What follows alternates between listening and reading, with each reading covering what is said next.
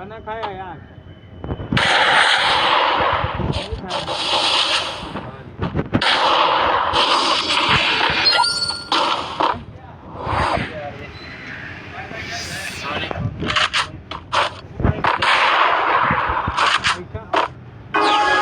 क्या दिया?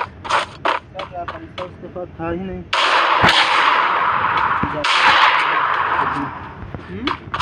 पैसा नहीं था उसके पास। थोड़ा पास आ रहा था। मैं भाई रोटी खाने वाला बंदा हूं, मेरे को नहीं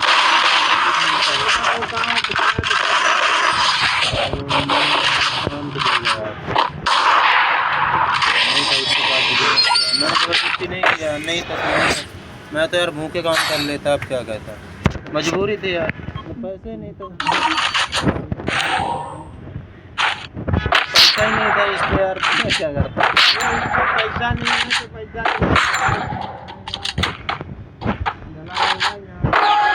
है।